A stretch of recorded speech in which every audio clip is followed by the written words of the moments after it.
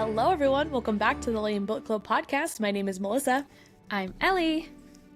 And I know what you were expecting this episode because, well, we said it.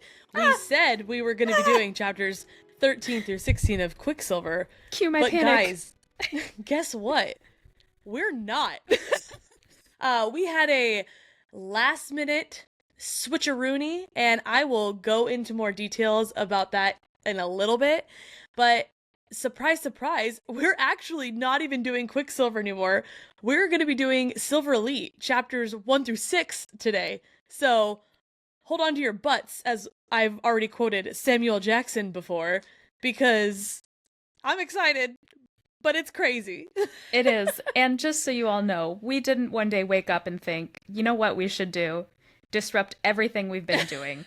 This came with a lot of talk and a lot of thought, It did. and just Yes. Melissa will get into it. But reading plan is up for anyone who's like, what? Like me. And it's only the first 6 chapters. Honestly, the slowest reader of all time, did it in a day. You can too. So pop back over this episode once you finish. The slowest reader of all time. It's true. I'm not going to argue too much with it. I think there are probably people who read slower than you, but yeah, it's my it is husband, pretty and that's impressive how it. slow. We almost tie for last. Anyways, thank you guys so much for being here. Thanks for dealing with us and our nonsense week in and week out. If you don't already follow us online, follow us at L.A.M E Book Club Pod on all social media platforms. You can find us on YouTube at L.A.M E Book Club Pod as well. Subscribe there. Thank you so much for everyone who has left us reviews, specifically on Apple Podcast. And we actually do have a review of the week. Ellie, are you ready? Yeah. This review is from ELN5024. So if Ellen, Elm. no way. Ellen? No, Elm. Anyways, thank you so much, ELN5024. It says, I love this podcast, 5 stars. I found these girls on YouTube and I've listened to all the episodes of Fourth Wing, Akatar, and now I'm on Throne of Glass. I love how fun they are and it helps me to expand what I read, and I love hearing pronunciations, theories, and side stories. Ooh, I'm gonna have to apologize to you on pronunciations real quick, because we read with our eyes, but regardless, thanks for the review. Thank you for being here, and we're glad that you have found us. Yes. Friends, I know we've been chatting about this for 4 weeks now? Might be. Personally, from the deepest part of my heart, might be. But we do have stickers. Are they here yet? Not quite. But to make up for it, for you all, I have put them on our website regardless. They're just listed as out of stock, but you can get a little preview to see what they look like. So you can debate, do I buy one? The answer is yes. So without any further ado, until we have them in stock, we have Jeff's Kiss and we have tinfoil hat stickers up on the website for a preview. And they should be up by the 29th, but yes, TBD on put a pin in on that date, but that is when they should be available for purchase. They're coming early this week. I would put a bet that they will be up by the 29th. I won't, Incredible. But I would in theory. All right, friends, join our Patreon. We are going. Nope, you know what? We're not going through Carval anymore because we're just finished. We just finished. So our live book club is going to come up very soon. We've been talking about dates. Those are going to be up on the poll this week. We have a poll also out there on our Patreon to vote for the next book that we do, and we have a winner. The poll is officially closed, and you all have spoken. You all have chosen, and we will be continuing with Stephanie Garber because you all chose Once Upon a Broken Heart. Yes, so that it will be our next Patreon series and or book that we go through. So if you are interested, definitely hop on over and join there. Yes, cannot wait to hear about that rose gold hair. Wink, wink.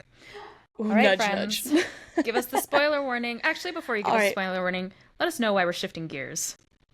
Yes, so here it is, you guys. I know I promised I'd explain why we're jumping ship from Quicksilver mid-book, and here it is. It's because we want to. I'm just kidding.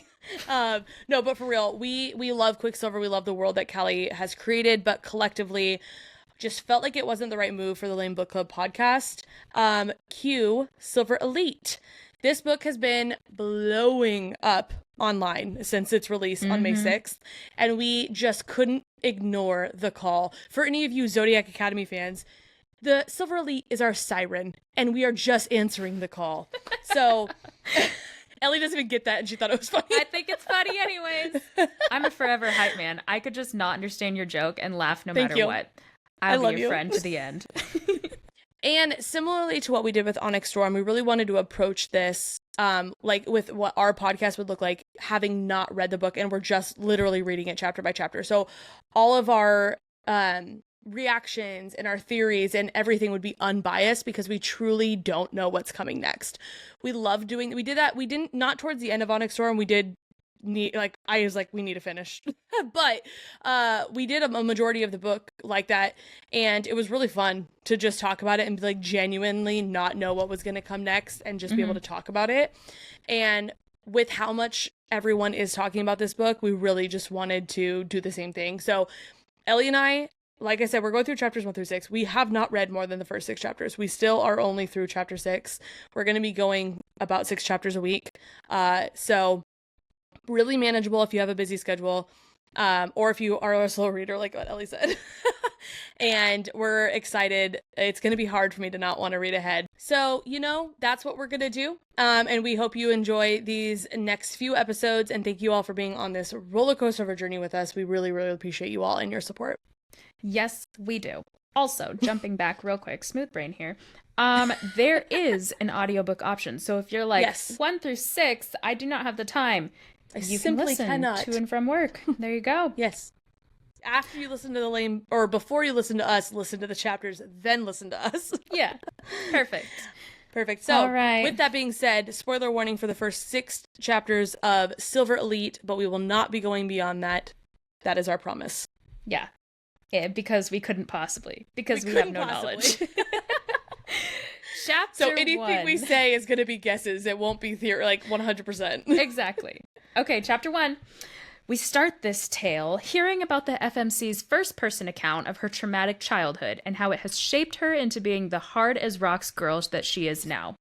But seriously, do I dare say this book is entirely different from any other romantasy/dystopian read that we've all loved and cherished before?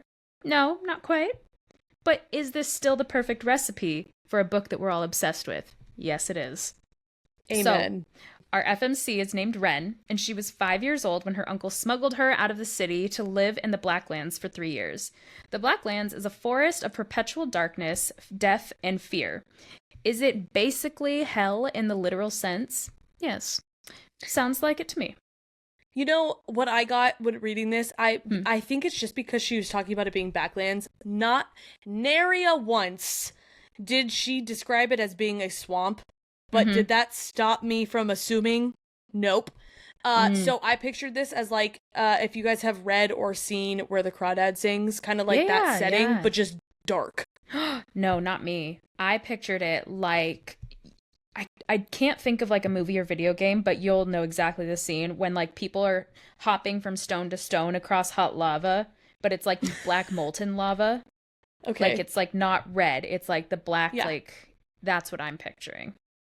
Except also black at like outside too. Yeah, black everywhere. The Blacklands. It's in the name. After 3 years, the two of them, the uncle and the FMC, returned to civilization, and Wren was a master of her fear. Predators, bombs, death in general, she's steady. Current day, Wren finds herself in bed with a soldier she can't remember the name of. She's making an excuse to leave when he stops her. She pulls a bet you're wondering how I got into this mess. Kind of like, what's that called? Like a record scratch? Yeah, you're probably thinking how I got, or what it's like a very Disney Channel-esque. Yeah. And she recounts the evening with him for us readers. She harps on a moment where she lied about the scarring on her leg that came from a pot of boiling water spilling on her as a child. She's like, well, it wasn't technically a lie, and I'm going to bet anything that that's going to come up later, so make note, my friends. Sure the soldier asks her if she's going to run out on him, and she makes the excuse that she needs to use the bathroom. In any situation ever that I'm uncomfortable, I'm like, I have to use the bathroom. I need to go to the bathroom. Isn't that a thing in The Office? He's like, I have to go to the bathroom, and just like announces it loudly and walks away. Because he's trying to not be suspicious, so he does the most suspicious thing he could possibly do. Yeah. Exactly. And that's exactly what she's doing. She takes her gun with her, and the soldier makes a big deal about like not seeing girls with guns too often. She says she needs it for her ranch. She's in an asset ward, and it's perfectly licensed. Like, everything's clean on this gun. But she had to take a competency test, and by the looks of where this book is headed, I'm sure she's more than competent. She's really given like the Katniss Everdeen with a bow, except just she has a gun. So the soldier laughs and says he'll have to come visit her ranch someday, which sets Wren off. She's like, why do you want to visit the ranch? Why are you being weird and suspicious? And then I'm also questioning why she's questioning it, because I'm like, that's a pretty standard, like, I'll have to come visit someday. Like, that seems normal to me. So. Yeah, I think it was, and I kind of got where she was coming from, because it's more just like she was really hoping this would just be a one-night thing and never hear from him again. She talks a lot about how, like, she tries not to, like, get with soldiers too often, but it's hard to not want to when they're, like, just they're here for such a little amount of time, and it's so hard for them to get leave that, like, the odds of her ever seeing them again are slim to none, so she doesn't have to worry about anything long-term. Yeah, it's like a perfect one-night stand candidate is any of these soldiers. But and he's making it seem, he's making it really hard to be a one-night stand with how much he's trying to get, like, all that. That's, to me, is more just, like, she seemed more annoyed by it, not necessarily super suspicious. Not to me. I immediately was like, so she's suspicious of him. She has something to hide that she's trying to keep away from everyone else. What is it? Let me just say, Melissa's absolutely right on the front that he's just like, I just want to be with you longer than one night, because he is clingy. This whole chapter, she's like, leave me be. And he's just like, baby, don't go. We're going to get to this in a second. We're going to get to this in a second, but she does we'll elaborate, but like, long story short, she kind of gets away, but then he catches her. And I kid you not, this boy looks at her and he goes, you said you weren't going to leave. I know. Like, that was cringy. Like, I would never, even if I thought that, I would never say that to a boy. Never. Because it makes you look clingy and desperate and needy. And that's all the things I felt when he said that. What movie is it? Is it How to Lose a Guy in 10 Days? That it's like, basically he's doing everything that what is her name? Oh, yes. Yellow Kate dress, beautiful. Hudson. Yeah, that she's doing like as a bit to like lose this guy. This is what this guy is doing, just so clingy, so over the top. It was crazy.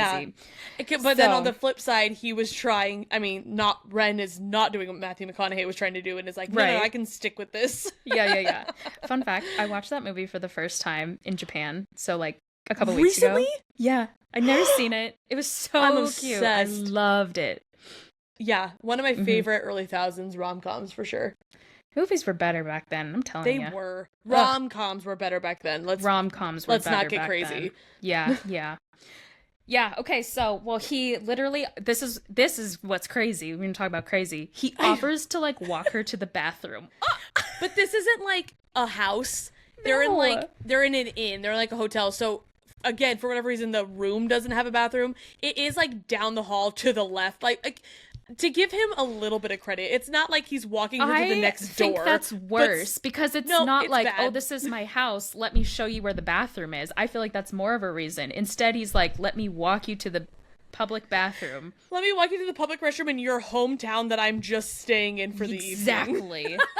Oh my gosh. So once Wren is in the bathroom, she waits until she hears him leave, counts another 60 seconds, then makes to escape, which I would be doing as well. She heads towards the end of the hall, but as she sees the soldier's doorknob start to turn, after 1 minute, he's already back. I know. The guy cannot give her any space. She ducks into the nearest room. A male voice immediately like wraps an arm around her and tells her not to move. Cue the most handsome man Wren has ever seen. Now I'd be willing to bet my 2 shekels that this is going to be our MMC. Our MMC, you know, I would. That's my first thought. Yeah. Anytime someone is described as being too handsome to have to possibly exist, it's them. I'm like, we need to make note of this character. He's coming back around. Indie authors listening, Write me a book where you say someone's the most handsome and then she goes for someone else. That'll really throw me for a That loop. would. Mm-hmm. I would not believe it, quite honestly, because of how that never happens. Right. Well, so they classically start this enemies to lovers as the man is not warm when he asks her who she is and why she's in his room. He says that if she's here to kill him, she's not doing a good job, and then he nods to the rifle, and she realizes this is like, oh, no, this is a whole misunderstanding. Sir, I was just peeing with my rifle. No, I'm innocent. Wren says that she's not here to kill him, and then he gets flirty. He smells like pine, leather, and spice. The classic smell of an MMC. 3 of the most common male scents. Yes. In books. Wren decides her best move is to go for the groin with her knee, and Mr. Handsome stops it. They wrestle until he's on top of her, and then she starts to flirt to kind of like wiggle her way out of this situation. She wonders who this guy is as he's not an apparent soldier. She then tries to read his mind, and I'm like, okay, yeah, by like how I read Melissa's mind or vice versa, like discerning someone's facial features. No. She's actually trying to read his mind, and that's where the twist in this book comes in. What a twist! His mind is heavily shielded. She cannot get through. Oh, this is telepathy. This is real. She notes that most primes don't have shields, or if they do, they're easily penetrable. So this guy is either modified, a soldier, or a civilian prime who has mastered protecting his thoughts. And if you're like, what? Me too. We'll get into it. They talk it out a bit, and finally the mystery man lets Wren go. He hands her back the gun, and she leaves. She's about to reach the exit when that soldier boy pops back up and is like, this is what I was talking about. Baby, don't go. You said you weren't going to leave me. You said you weren't going to go. Wren makes an old ranch excuse that she's like, I just gotta have chores. Pa called. The fence broke. Exactly. And he's like, all right, fine. But before she's able to walk away, he asks her for her ID, which is essentially her phone number. And Wren gives, like, us some clues as to how that government runs in this kind of book. So it's basically the type of government that monitors every word spoken or typed. All media is run by them. Even, like, classical music is picked out by them. They run everything. And most everyone hates the general who controls everybody's lives, but there are loyalists who are willing to betray their own for a pat on the back from those in power. And we get a little clue in here. Modified people are people with power. Primes are the normies. So now there's that.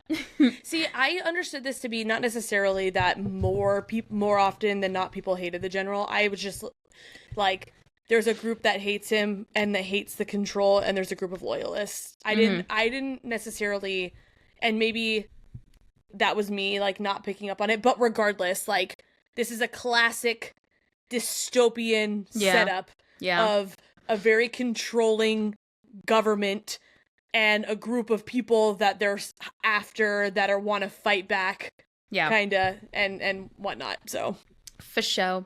Well, Wren thinks on an example of a time when a prime son, so a normie, betrayed his own mod mother, a power, by selling her out to the government. She gave herself away by mind reading without pulling her sleeves down.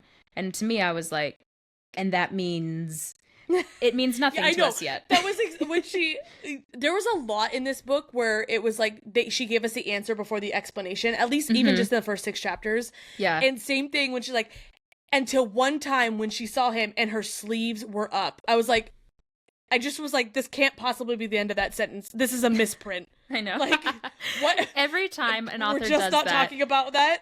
I'm just like, am I the idiot or am I the genius that found the misprint in this book? Exactly. It's That's always I'm the idiot. It's crazy. Hence the Lame Book Club podcast. Well, you have piqued my interest, Miss Danny Francis, because I was so interested in why those sleeves rolled up meant that she had power. So anyways, a Tana Archer comes over to Wren and the soldier that won't leave her alone.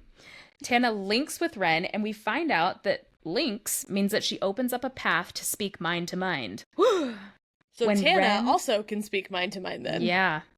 When Wren hears her, she thinks about how her voice is lower in her mind than what it actually sounds like in real life. Uncle Jim explained this as that phenomenon of when, like, you hear your own voice back, which this is real humbling for us in the podcast biz. Because when I hear my own voice back, I'm like, who's that shrilly girl? Ugh, I'm me. like, who is that baritone? I thought, what man was on our podcast? I'm a delicate soprano. I was there. No, I'm like, who's that high-pitched weasel? And I'm like, it's... Okay, Mickey Mouse. I know. That's what I'm saying when I listen to myself too. Anyways, so like when you speak telepathically, your voice presents as how you hear it. Man, I would sound sexy, I'm telling you, in my telepathic phase. I would exclusively speak telepathically. So it's how you hear it rather than how they hear it out loud. And we get an answer in here. I love that explanation. I just felt like it was so original. And it also made me think of how crazy it is that we as individuals don't truly know what we look like. I know, I hate that. Because everything we see is a reflection, and so it's flipped from what other people see. Mm-hmm. And I think pictures can capture it and stuff, but like most of the time, you don't really know what you look like. Your reflection's not a necessarily super accurate portrayal because it's the opposite of what other people. It's just wild to think about. And I haven't thought about that in a while, but I was like, what a cool explanation. And it made me think of that, of like, also, I wonder if they're going to talk about how you don't actually see yourself. Like, ooh. That was where my mind went. But yeah. I did wander there as well. I thought that was a really, really cool explanation to that. Really enjoyed that part. So we do get a little answer here because Wren thinks to herself that while Tana is speaking to her telepathically, her veins are probably rippling beneath her long sleeves. So that happens for the majority of Silverbloods. If they're speaking telepathically, their veins ripple. A shimmering Edward Cullen type of situation, you know what I'm saying? But then Wren wonders to herself, why do my veins remain normal? And say it with me. She's not like other girls. Honestly, when we're like Silverbloods or whatever, and I was like, Silver Elite. This is something here. Maybe I am a genius. Maybe I'm no dummy. Except I know that feels obvious, and maybe it was supposed to. But Danny or Sarah or Jennifer or whoever you are can't pull one over on me. Not again. Not again. Then, a poke in her mind, Wren's mind, comes from her Uncle Jim saying to come home. And I like that it seems that this telepathy has no range. Like, he's miles away, surely, and she's hearing him clearly. Agreed. I like that. So Wren says that she's on her way when pandemonium arises from the square. A huge coyote is attacking a child.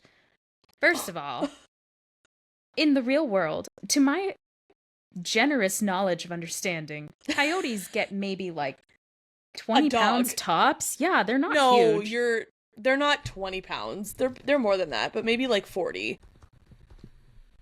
20 to 50 pounds, so both of us are correct. Okay. They're like smaller dogs. Like, they're not wolves. Yeah. Wolves can be like massive, hundreds of pounds. So I was like, Okay.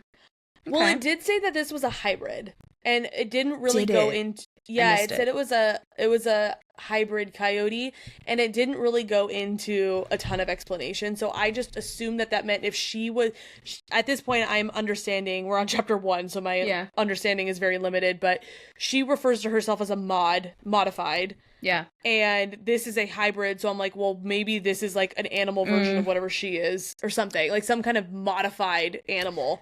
And this is why we do these analyses, because one of us could miss simply just one word in a sentence, and that changes the whole thing. That's crazy. Yeah.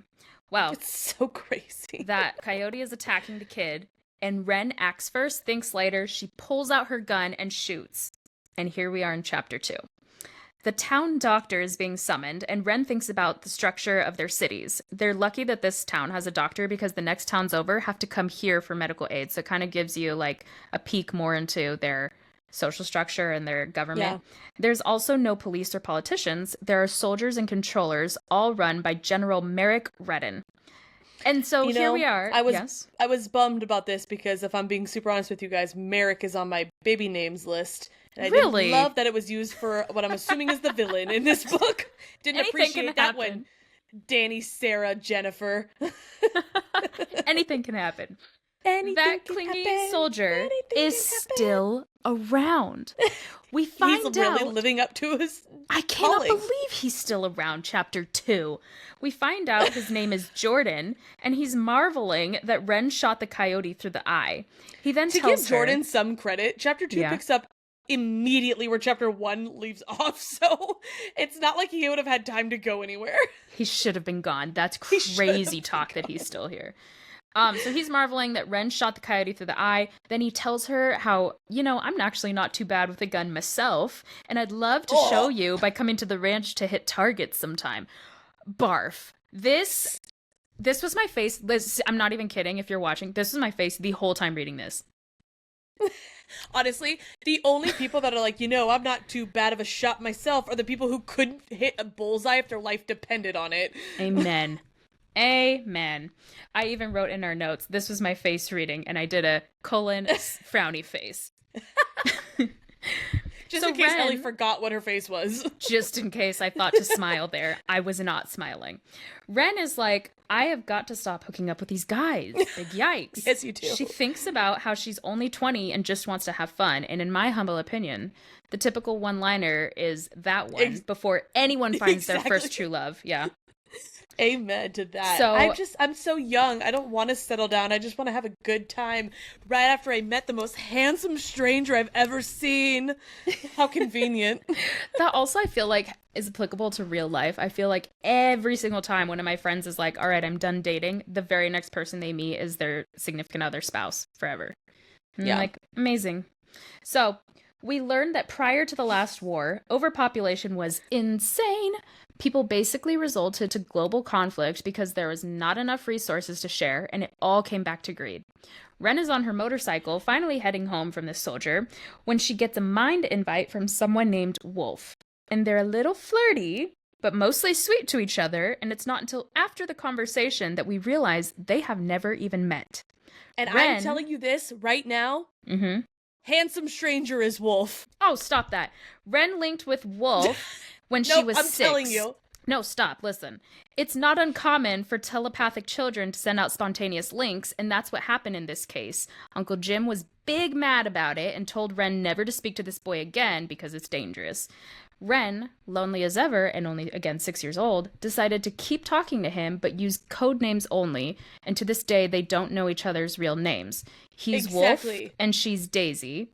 And it's here that I make my first prediction. Handsome man is Wolf. Beat you to it. I see it. Yeah, you beat me. No, I was immediately when she says like, oh, we've never met, I was like, how convenient. Yeah. And then I was like, but then I was kind of like, well, but because I guess one thing we didn't necessarily say because we're summarizing, guys. We can't just read the chapters to you. Yeah. Is when she was in Handsome Stranger's room, she told him her name, but he didn't say anything about his. So then I was like, yeah, right. Like that couldn't be. He knows her name. But then we got to the little bit about them using code names and how he knows her as Daisy. And I'm like, oh, we're back on, baby. Handsome Stranger is Wolf. He does not know. So, although, here's where I pull back from that theory just a smidge, not too much. They're talking about their one night stand escapades, and he mentions it's been a couple of months for him. Now we know from not the summary, but from the book, Handsome Stranger had someone in the room before Wren appeared. So I do have my early doubts. But okay, but also can be there's talked this away little with thing one called line. lying. Yeah. There's this little thing about how she didn't see. No, remember how we also say No body, no death? crime. Yeah. Yeah. Okay. Well, guess what? She didn't see anyone. She was just going off of his word, and so Perfect. And the sheets were the only evidence of it was that his sheets were messed up. You know what? He could have been sleeping before she decided to run into his room unannounced with a gun. That would probably cause me to get out of bed. So anything to make this man handsome man. For sure. Wolf is handsome man. that did no not doubts. deter me for 1 second. My first thought was Handsome Stranger's lying to her face. Here's why I slightly am deterred, only slightly. I want to be deterred because I do not enjoy guessing everything by chapter 2. You know what I'm saying? Like, I'd love I'm for not it to be guessing everything. like, it's not I'm him. just guessing this main love interest. That's all. That's too much plot for me. I need it to Too be much. whiplash. Anyways, so after their conversation, Wren thinks about her Uncle Jim, and he was once Julian Ash, part of the uprising. His insurgent efforts were plentiful and effective, resulting in him being a hunted man for the rest of his life. He's an antisocial person and gruff, but he has a tender spot for Wren and would go to the ends of the earth to protect those he loves. That reminds me of you. I was going to mention that. Your little type 8 personality. Oh. Gruff, sometimes conflict. A person of conflict. I'm gonna take it for the compliment that you meant it for me, and not the insult that I initially took that as. Yeah, okay, you do. You remind me of the 50-year-old man in this book that I'm about to predict dies, but his personality, that's you. You're gruff. Stop saying all my predictions. I only have 2, damn it. My second prediction, this man doesn't make it past chapter 5. Anybody we love this much from the beginning, c'est la vie. You're toast. C'est la vie. I didn't necessarily get the impression that he was going to die that quickly, but I also wasn't thinking about characters dying, so there's that. You're unjaded. I am a woman of tragedy. That's all I look for in books is who's going to die, and he rang true to this list. He was a red flag. Someone we love, someone we trust, and like a person of comfort. And I just immediately was like, and someone that could hold her back from doing the next point of the plot because of his like need to save her. I was like, there's no way. And I liked him so much, so I was really sad about that already, chapter 2. Well, then Wren greets him in their ranch home, and he's locked and loaded with a lecture after she recounts what happened with the kid and the coyote. He wants her to lay low, and she argues that she did what he would have done, which was help a child, kind of pointing to like, well, you helped me. You did the same. Why wouldn't I help him? Yeah, it was so cute. They talk about the fact that she can't lower her guard for a second, and she argues that she has an edge, meaning the non-glowy veins. I don't know if we mentioned this. I think I did earlier, but her veins don't glow, and she uses her mind powers, which is crazy. Yeah, because remember that was when we're like, she's not like other girls. Yes. So he says that's all good and fine until she incites, and then I'm like, another misprint. Yes. Insane that I found 2 already. I'm so good at this. I should be an editor. But we do get to find out what inciting means. That reminder, though, has her rubbing her scars on her hips, and she thinks back to when her Uncle Jim burned her. And I'm like, okay, maybe he does stay alive, because was he that bad? My gosh. Yeah. Wren argues that she hasn't incited in years and thinks back to when they were practicing for the first time. She struggled at first, but was ultimately able to control Jim's mind, having him pick up his knife and slice his hand open. This was per his instructions. She's not crazy. So she changes the subject, and the 2 chat for a bit before turning in. Wren thinks about Mr. Handsome before drifting to sleep. The next morning, Wren goes on a horsey ride to do ranch chores. Mid-morning, she gets a mind link from Uncle Jim, who tells her not to come back. Command is at the ranch. Wren heads to Lookout Point, where she sees Jim being held on his knees with a gun to his head. Surprise, surprise. No, that's not even surprise, surprise. This is surprise, surprise. The freaking clingy boy, Jordan, is amongst the soldiers. This hooked me to this book. That one detail, I don't know what it was, but I was like, that kind of dummy betrayal is insane. Dummy betrayal? He had no idea. Unless he knew. Not that like he knew who she was, but she kept mentioning a ranch, and he was like, I want to come see it, and she knew already kind of like, ooh, do I trust him? But the fact that he was amongst them, I felt like he had something to do with it.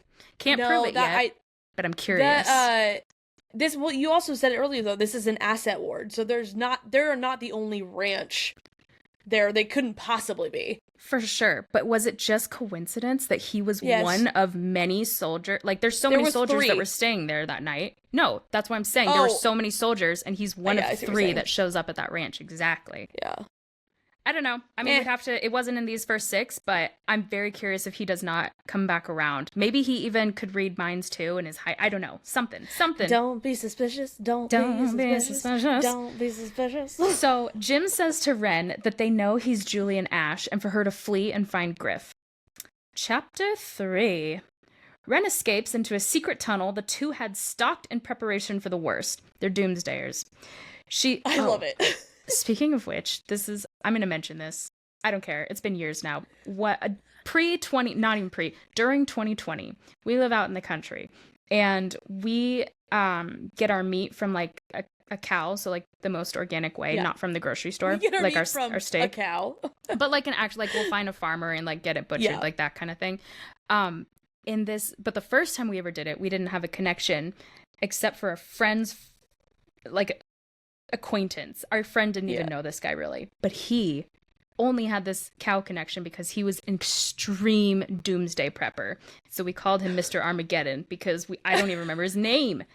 And that man, first of all, when you get a cow, you can pick out like the cuts you want. So you'll get like hundreds of like good steak cuts. This guy, we didn't know this, again, it was our first time ever, had everything. Every single cut of that cow ground down to ground beef. I had about 200 pounds of ground beef. That is so many. I still have the ground beef from that cow. That's so many hamburgers because he wanted to have ground beef in order to trade for bullets in 2020 when the time came. So wait, hold on, pause. Yeah. He would have the like ribeye cuts ground into ground. Filet mignon to ground beef. No way. Yes. And he's crazy. It was crazy. And you'd get way more bullets for a slab of a filet of mignon than you would of ground beef. I don't know the logic. All I know is if ever the time comes, I've got enough to trade for bullets now as well. That's fair. You're also stocked for bullets. Oh my gosh. Good news. Nothing ended up happening. Bad news. I've like another deep freezer of just ground beef. It's too much ground beef. So Wren escapes through the Doomsday Tunnel. She links with Tana asking why she didn't warn them, why Tana didn't warn them. And Tana said she had no idea they'd be coming. She was like, I was hungover. We don't have inspections on weekends. I could not have known that this was happening. And Wren's like, all right, fine, bye. Wren makes it to the end of the tunnel where Griff, who's Tana's father, is waiting. He preps her to be taken to a safe house, but Wren argues that they need to rescue Jim. They speak about the tribunal, which is the only system of justice that is established in this continent, deciding Uncle Jim's fate. Ultimately, he'll be taken to the city, which is called the Point. The city. I meant like it's like the capital, like their capital city. And they call it's something Point, but they just call it like the Point. Staten Point? Something like that? I don't know. Something like that. I can't remember now. But honestly, I don't think it's that important because they really just call it the Point. It's just the Point. And that's the point. And most likely, Jim will be found guilty, being sentenced to death or labor at a labor camp. And Wren was like, he's not going to work at a labor camp, that he would kill himself before he went there. He will kill himself before he goes there. So Wren is entirely reliant on the Uprising, helping them free Jim. The Uprising was able to secure Wren a ticket on the speed train to the Point and remove the flag from her ID temporarily so that she could travel. And I was like, what is this? Eagle Eye? It's so cool. Her mind wanders as she rides the train to the time Uncle Jim taught her how to create a path from her mind to his when she was 5 years old. Basically, he showed her how a mind's frequencies work, like the ocean. One wave gives positive energy for talking, and one gives negative energy for listening. She notes the shield around Jim's mind and says that she sees gold sparkles floating in the air. And I think this is so important. I've got a theory on this, but I don't know. I want it to develop a little more. I just think that this is going to come back around because he takes a really long pause. Yeah. And then he moves on. I was going to say that is what inclined me to think that this is really important. The fact that he was like looking at her, not saying anything. She's like, what? Yeah. As 5-year-olds do. Exactly. What? Well, inside of his mind, she sees waves in a hallway, and Wren asks, wait, what's hold down? On. I must say this on the internet before we move on. Yeah. I hope this makes other people feel better. I had to reread the whole wave of energy, the positive and negative thing, a couple of times, and it was in that moment that I decided, no, I'm not a genius for figuring things out. I am, in fact, a dummy. Because it's supposedly, he's explaining this to a 5-year-old, yet here I am, the ripe old age of almost saying, 29. What? Going, and having to read it again. Well, Wren asks, what's down the hallway? And Jim gives another long pause before he says, ignore it for now. All right, Jim, what's down the hallway? And why do you glow gold sparkles? Well, guess what, Jim? If that were me, I'd say, actually, Jim, I'm going to find out right now. And I'd turn down the hallway. Toot sweet, finding out now. He asks her to tell him what she hears, and she says, "You're proud of me." But then she says, "You're afraid of me." You're afraid of me. And he says, "No, I'm not afraid of you, but I'm afraid for you." And I'm just going to say, no, I think he's afraid of her too. I think both can be true. I think that she is about to be the most powerful mod the world has ever seen, and he knows it from 5 years old. That's truly, I think that all of that's happening all at once. So the train pulls to the station, and Wren meets her with her uprising contacts. One is Declan, who is shocked she could make a mind path to him so quickly, which I think is just, added to this book to serve as foreshadow to the fact that she's going to be stronger than anyone else. They tell her that Julian Ash, which is Jim, met with the tribunal 2 hours ago and was found guilty of treason and concealment, aka they found out he's modified.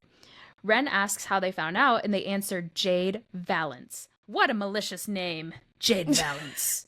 I want my name to be Jade Valance. I was just going to say, I want that to be like my spy name. Yeah. I'm Jade Valance. That's so spy. That immediately I'm picturing black leather.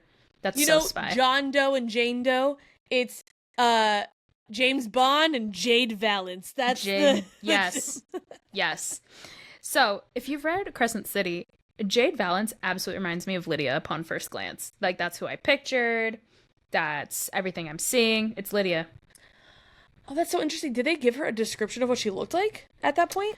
Not at that point, but a little later on. You just like the details about her? You know how you just have to link someone to a description before they give you a description? Which is, unfortunately, my downfall for most books. No, it's interesting that you said that because they do, we'll get into this in a second, because they do describe her later in a couple chapters, like in this episode. And she is relatively similar to Lydia in both appearance and description too. Well, but I see what you mean though about because Jade is, well, you're probably about to go into this, but like how she is actually a really powerful mod, but she flipped and is a loyalist, and she like is the general's right hand puppet to try and sneak out any other mods. Exactly. Which feels very Lydia-esque as well. Yeah, very the Hind. So Valance is the Hind. The Hind. We've talked about this. Valance is indisputably the most powerful mind reader on the continent. Until we meet Wren, but that's just me. Wren thinks about how strong Jim's shields are, and she was like, if Valance could get through those, no one could stop her. She's also now concerned that Jade knows all about her from Jim's mind, and I didn't think about that until she said it. I would have just been on my merry way, I don't know. Uncle Jim's execution is scheduled for 9, and this is where the uprising admits that they're not going to save him. He's compromised, he's been out of commission, he's just not an asset anymore to their operation. And I was like, I get it, but that's mess. I see both sides. Yeah. I know. He did so much for them. He did, but he hasn't done anything for them in 15 years. And I get it. And this is too much of a risk to risk anybody else at this point, exactly. too. Yeah. Exactly. Well, they're here to save Wren, turns out, and keep her at the safe house. And Wren argues that she's been hearing about this insane pilot on their team. Why don't they use him? His name's Grayson Blake, and have him drop bombs to create a distraction. And they're like, that's reckless. We're not going to do that. And I'm like, so Grayson Blake is Mr. Handsome, aka Wolf. Oh. I absolutely think that's what's happening. That's all I'm going to say. All right. So, I did not even once think about that. That's interesting. Yeah. It is kind of suspicious that they gave a name for someone we haven't met yet, though. I said it was too specific for him to just be like a whatever character. I think he's gonna. And Grayson, that's a handsome name. He's coming back in. Yeah. See, I don't know, because only Grayson that I ever, at least, I have not read every book, so don't come at me if there's another one. But the first Grayson I think of is Elaine's fiance from the ACOTAR series. And he was a little Weenie Hut Jr. He's weenie, but he's described handsome as well.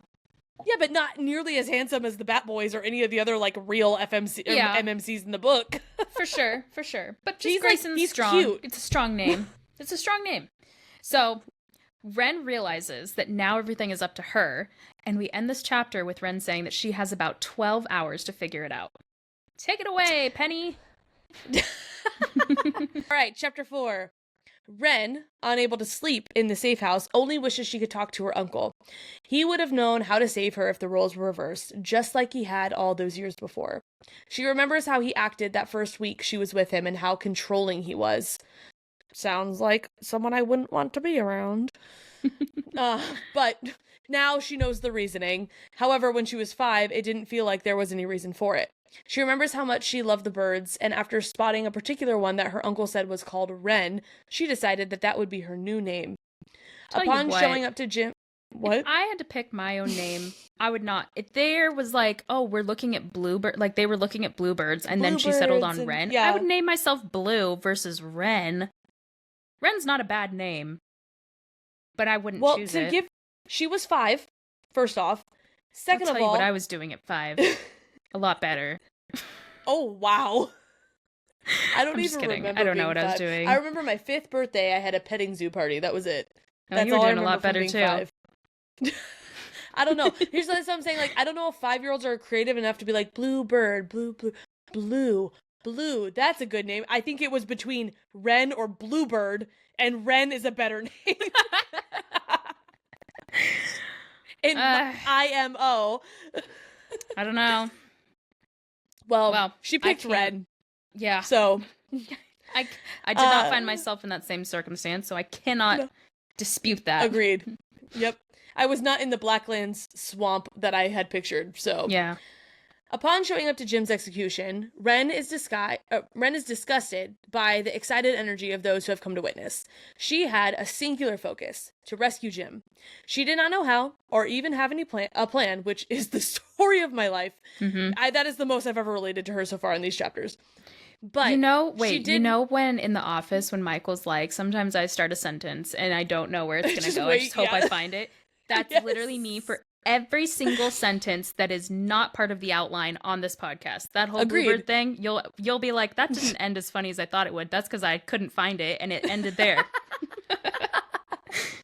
No, agreed. That's me, not just in the podcast. That's just my whole life. Yeah. Everything I do. I have about 80% of a thought formed at any given point, but I'm still going to say it. 80.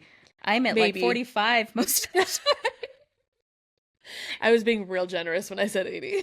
It's never more than 80, is more or less what I was trying to say. Sometimes it's 80. Minus the concluding points. That's you have the thought at 80.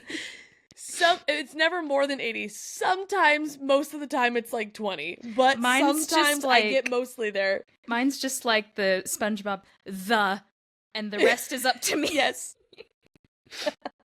Well, that's not Wren, but in this moment, that's her. But she knew that she had to try. Fortunately for Wren, the soldiers assigned to the South Plaza looked younger than she was, so she assumed that they were from the tin or copper blocks, aka easy pickings. When Jim finally arrives, Wren is relieved to see that he doesn't look too bad or roughed up, but his flannel that he was wearing is gone. This is important, stay with me. I know we've already talked about the importance at this point, but just I promise this will come back up in like 3 sentences. Jim shows no fear as he's walked up to the execution platform. In fact, he remains completely expressionless until he sees her in the crowd. He speaks to her telepathically, telling her to, quote, "Get out of here now. You can't be here," which immediately causes someone in the crowd to yell "freak," and someone else yelled "fecht." Now, I remember how I said it's important that he wasn't wearing his flannel. Well, here it is. It's because his veins were riddled with silver all up and down his arms, confirming without a doubt that he was an aberrant. Is that how you said it? Aberrant? Yeah, well, now it is. I never said it out loud. But yeah. It took me a while. I was like, how do I think this is said or pronounced? Aberrant is what I landed on. Which aberrant just is the formal word for the modified. Yep, exactly. Next, the firing squad appears. 8 trained soldiers with rifles designed to kill Jim. Wren tries not to show any emotion, but finds it difficult in light of the situation. We learn that Wren's mom was also a colonel at the time that she was executed for treason. What a twist! That felt so random that it was included in there, that it, like, too random for it to not come back again at some point and be important. So yeah, because she says, like, I wonder if her blood also stains the wood planks below this stage. And I'm like, ooh. Yeah, because justice. she doesn't know where, or she even makes a comment like that she doesn't even really remember her mom much, which kind of broke my heart. But like, I just think the mom has been, no dad has been mentioned at all. The mom has been randomly mentioned sporadically throughout these couple of chapters, and then we randomly just get this, like, one of the people in the firing squad's a colonel, just like my mom when she was killed somewhere for treason. I wonder if it was here. I'm like, that just felt like out of the blue for it to not be important and come back again. Yeah. So, making a note of that here. When asked if he has any last words, Jim remains quiet, but telepathically tells Wren that he loves her.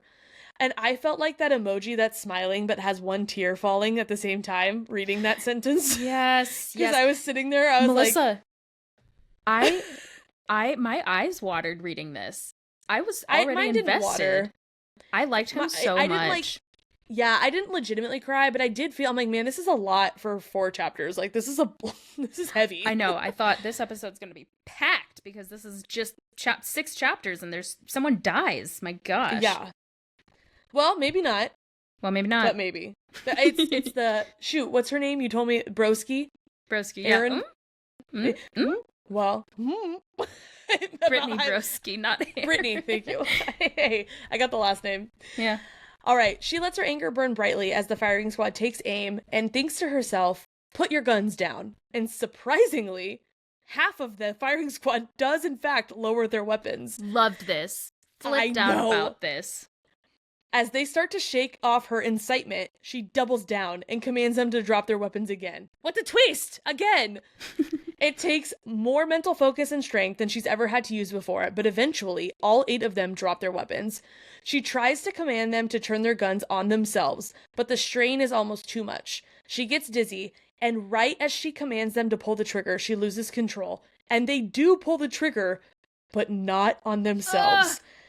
They pull it on her uncle. And my goodness, honestly, if that were me, and like, I know she already felt guilty about being the reason that Jim was caught in the first place, but that would push me over the edge. Just not only because she already felt like the reason, but like her incitement was the literal nail in her coffin for her uncle, not uncle. We also find out at some point, I can't remember if it was in this chapter or not, but he wasn't actually her blood uncle. She just called him Uncle Jim. I don't know, and this is why I think the fact that her mom was a colonel at the time that she died and everything too, I am wondering if maybe he was her dad, like secretly. No, because she mentions multiple times, I think it's this chapter or maybe even the next one, but she mentions multiple times that her parents had him take her away. And so, like, she also says, again, I mean, maybe it could lie. be her dad. Yeah, maybe. Oh, that'd be really tough, too, if she had her dad with her. But exactly. he talks about them with her. Yeah, okay, I'm just saying, it's possible that people fabricate things. We only ever hear about parents or mom. Her dad is never specifically mentioned, and that feels intentional, given the fact that her mom is specifically mentioned. So it might not it might not be a thing. This could be totally out there. I'm just saying it now. I wouldn't be surprised if I found out later that he was I mean, anyone can lie, for sure. But he did also say that, like, to her when it was just them alone, so no reason to necessarily lie. Like, later on, they lie about her background and stuff, so that made sense. But when it was just them, he said that both of her parents died. Because I remembered her saying, it was right before she said, like, oh, my mom was the colonel. Because I was wondering if she just said, like, oh, he took me away from my parents and, like, got me out because they were traitors. I was wondering, I wonder if they're still alive and she's going to find them someday or find out like she has higher blood than she even realized. And then that's when she talked about like, oh, and here's where my mom was like executed for being a traitor. I wonder if it was on this platform. And then she talked about like both parents being killed. So yeah, I just can't shake it. Like he probably isn't, but like, I don't know. The fact that we were led to believe that he was her uncle and then come to find out, no, he's just a man that promised her parents that he'd take care of her. Yeah. Like, I don't know. I'm just saying there are lots of evidence things pointing against it, but that's usually when the biggest twist comes. Yeah, so. It's true. Well, the crowd grows restless with what just happened, and Wren tries to sneak away, thinking she's doing a pretty good job at that, until someone with a command issued gun says to her, "Where do you think you're going?" Hey, where do you think you're going? Maybe not like that. I felt, but yes, exactly that. More, Big yikes. more either ominous. way. Yeah, a little bit. Well, chapter 5, everyone. This was my favorite. Actually, no, these next 2 chapters were my favorite out of the first 6. Just saying. Mm-hmm. Wren is in a windowless interrogation room when 2 soldiers walk into the room. One man named Xavier Ford and one woman, Tyler Struck. And lo and behold, a 3rd stranger walks in the room, and he's just guarding the door. But guess who it is? Mysterious Mr. Handsome from the inn. So, Ellie, you had a theory that Grayson was Wolf. Yeah. He's back, and I'm absolutely saying there's no shot it's Grayson. Oh, you think it's not? Still him. I think it's even more him now. Because I think that they were like, we're not willing, that one of the quotes in the book was from the Uprising, we're not willing to compromise him or like get him anywhere close to this because he's such an asset. I think that he's so high up in this, we'll find out in this chapter that he's part of this thing. I think he's so high up that he's one of their greatest assets because he's actually turned on them. And he's Grayson. Oh, you think okay. I mean, possibly. I don't think they're the same people. Anyways, all that to say, he's back, baby. He's back. He says nothing, and he doesn't introduce himself. And as you know, he's just as pleasant as ever. Wren tries to put some mental feelers out, but all 3 of them have impenetrable shields. She's guessing they're from Silverblock, aka the creme de la Edgar of soldiers. The creme de la Edgar! Thank you. They started peppering her with questions, implying that she was the one who incited the firing squad, and Wren does what I would do in her position. She lies through her little aberrant teeth. Classic. She denies that Uncle Jim was Julian Ash, that he could have been a deserter from the command, that his arms glowed silver right before he was executed, and quite honestly, if that were me, I'd be like, I think this is where you might lose them because everyone saw it. It wasn't just you. But she was just like, no, I didn't see anything. Couldn't have been him. Yeah, It could not have happened. If Trick of the I'm to light be wasn't honest, his arms. I was like, about Wren until this chapter. It's exactly what you said. This one and the next one are my favorites too, because her ability to just lie, and she was even saying in her mind, like, oh, I was playing them like a fiddle. She was like pretending to cry, pretending to be scared, taking a calming breath, when inside she's like, I'm as calm as I'll get out. Like, I'm sad, but I'm calm. Respected her so much for this. Yeah. And she also was sticking to her guns that they were just ranchers, just simple country folk. She claims that Jim, her not uncle, had adopted her when she was 8, and she has memory loss prior to that. Fortunately for her, kids are not ID'd until they're 12, so they can't prove that she's lying about that or who she claims to be. Plus, she says she was also an excellent liar when she was 8 years old and had convinced a child mental health assessor of this memory loss so that it was officially documented in her file. She then explains the super glamorous and leisurely life of living on a ranch to convince them that she does, in fact, do that for a living. My favorite line was one of them, I think it was Ford, said something about chores or whatever, and she's like, talk to me when you're elbow deep in a heifer during labor or something. I was like, nice. And then she also even points to her tank top, claiming that if she was an aberrant, someone else would have seen silver in her veins. And solid point. Yeah. Quite honestly. Can't argue it. Wait, we have to go back to the ranch hand things. Have you seen when a cow is like so full of air and gas that a vet has to poke a hole in their like tummy, and it's just and, like poop comes out. It's air. It's like, a little bit of like liquid, but like just so much air just comes out. And it's Grant and I are always stinky. Like, that must be the best feeling. Like, think about when you're like, my tummy hurts. I'm just so bloated. And you just get a hole poked in you and so much air comes out. That must be second only to popping a pimple. That's got to be nice. No, way better. That was not where I thought you were going to go with that. I thought you were going to talk about how gnarly that probably smells. Oh, yeah, that too. But you are not wrong. I bet that cow's probably like, oh, sweet mama, yes. Well, anyways. Wren can tell that Tyler is starting to believe her, but Xavier is not buying it. And Mr. Silent, aka Mr. Handsome, is still not showing an iota of any emotion. The interrogation concludes for now, and as they're leaving, she tries to pull some emotion from the handsome stranger, asking him who he is and what he has to say. But all he responds with is, and quote, "I'm the one who decides whether you walk out of here alive." Cryptic, but I loved it. Chapter 6, last chapter of the day, everyone. 3 hours later, and she is still in the windowless room, trying but failing to link with Declan, her silent handler, who is taking his role quite literally. She knows that he's probably upset that she snuck out of the safe house, and they couldn't be bothered to rescue Jim, so they certainly wouldn't try to get her out at this point. Ford and Mr. Silent return accompanied by another woman this time, but not just any woman. No. They're accompanied by Jade Valance, dun, aka dun, dun. the James Bond of females. In all leather. Pardon my French, but Wren was shitting bricks. Like, this, she's like, I can outmaneuver a lot. Not her. Not this. Cannot do it.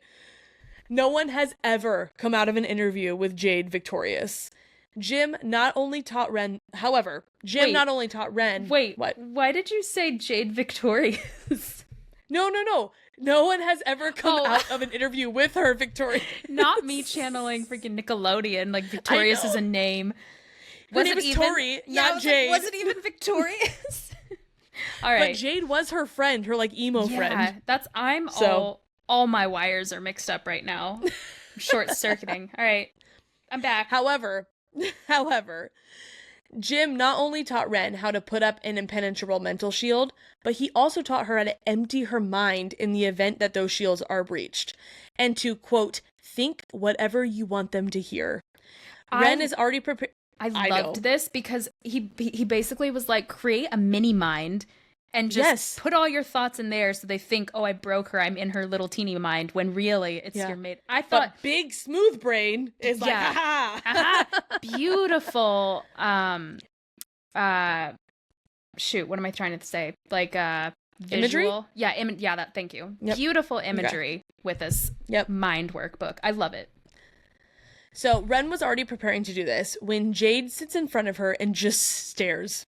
Just looks at her. She heard from the uprising that Jade wouldn't ask a single question, and it appears that that is in fact the case. Wren puts on an Oscar-worthy performance of thinking all of the things an innocent person would think. She's thinking, what's happening? Why isn't she talking? I'm innocent. I can't believe they think Jim was an aberrant. But what if he was? No, there's no way. That would mean he'd been lying to me for 12 years and I was living with one of them. She even goes so far as to, quote unquote, think about how Ford is attractive and wonders if he's with anyone or possibly even gay. I just loved it. Like, it was all just very normal human things that a person who was innocent would be thinking. Wait, she was like mid thinking, also screaming at Jade, like, are you gonna say something like a normal person would? And I just was like, I would mess up so bad. Closing off your big mind to open up your small mind, pouring dummy thoughts in there and speaking out loud, I'd be like, guilty, I'm guilty. It's me. My veins don't turn silver. Exactly. Well, good news though. In that moment, Jade gets up and starts walking out of the room, but not before she looks to Mr. Silent and says the two magic words, she's clean. Hallelujah, praise the Lord. She did it. She, can't even believe it. But Jade also tells Mr. Silent to, quote, do with her what he sees fit. Oof. Wren is just besides herself. Like, it takes her a full, 60 seconds of still keeping up the charade, even though she had felt Jade's link and their path break. She still is like, it could not have possibly just happened. I must keep this up. So for another whole minute, she's still emptying her mind. I know. But then she finally gets to the point where she accepts what happened and that she fooled the Jade Valiance and literally couldn't believe it. However, this broke my heart. The first thing she did was try to open a path to Jim, only for the harsh reality and reminder that he was no longer there. Crush my soul. I know. She's wrenched with agony and uses all her strength to not keel over in tears. Cut to the next scene. Wren is in a prison cell. Why?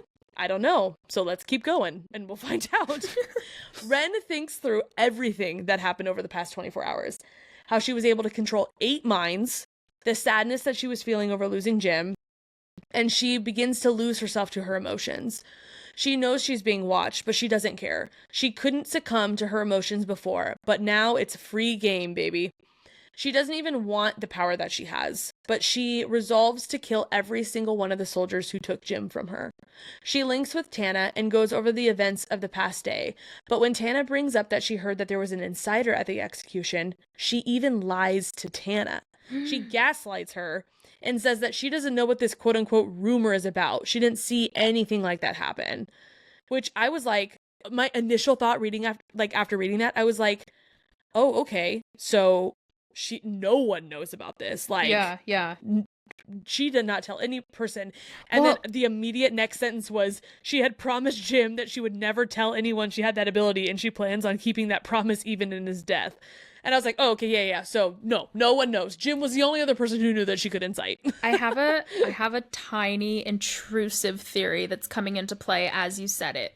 Read it this morning, reading it again, hearing you say it out loud. It's here. I'm curious if now she says, like Wren says, she's not telling Tana just because Jim said not to, but often I feel like in movies and in books, they'll negate to tell a close friend information, and then later on that friend turns on them and you're like, oh my gosh, thank God they never told them. Like they had no idea. How, exactly what we said, how would that soldier like know where she lived and XYZ, and like why is he the one of the 3 that showed up? What if Tana was in on it? The reason Tana didn't tell, Tana was their first line of defense to be like, hey, people are coming. Maybe she did know and she pointed them that way. She's betraying her. Maybe. Maybe she ends up being a loyalist. I wouldn't be surprised. You know, however, this whole like insider, what was it? Yeah, insider. Thank you. Insider like element of this really, I know it's not exactly the same thing, but it really gave Divergent, like being a Divergent with really? What was her name in that book? Give it, it's gonna 1 second to me. It's coming. Shailene Woodley. Thank you, Trish.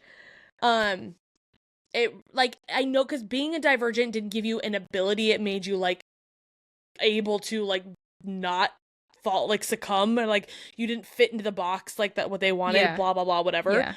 But it was just the element of like, no one can know that I'm this, and like you beat the secret of being a Divergent and you're trying to hide it amongst all these people. That it was more like that aspect of it, because nothing specific, I can't even put my finger on it. There's been nothing specific that has reminded me of Divergent, but everything about this so far has reminded me of Divergent. And I think it's just dystopian, world kind of.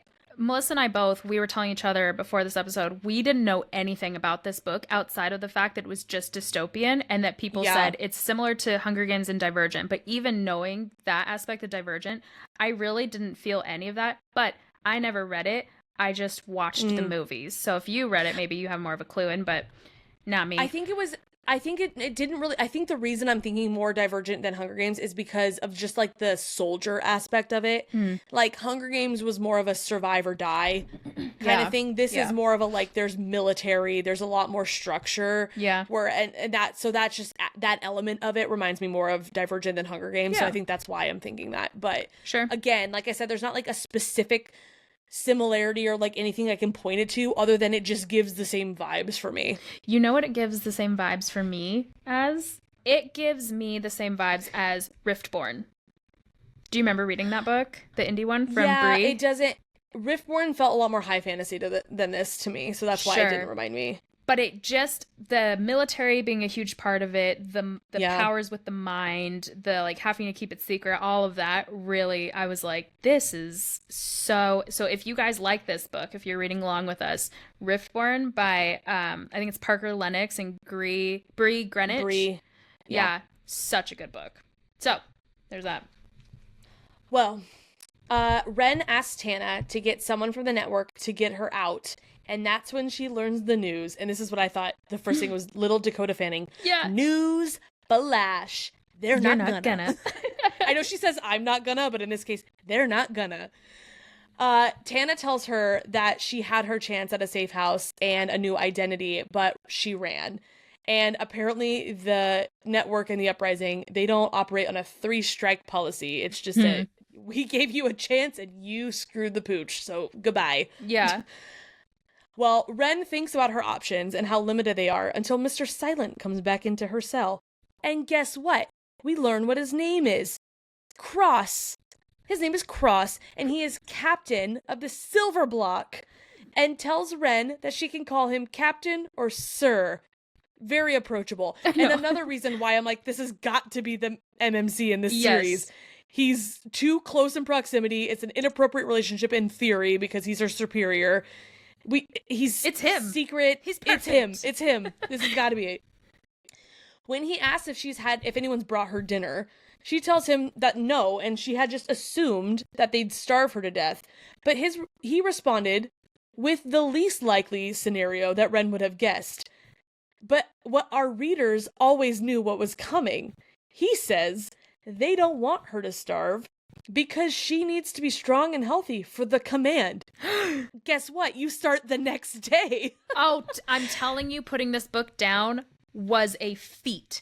I immediately needed to jump into that next chapter. After that last sentence, I have to know. But I didn't. He's like, no, we need you strong and healthy for the program. You know, the command. You start tomorrow. I was like, crazy. I know. I cannot wait. So I'm excited. She even made a joke when he said, we found out his name is Captain Cross. She's like, what is that, your surname?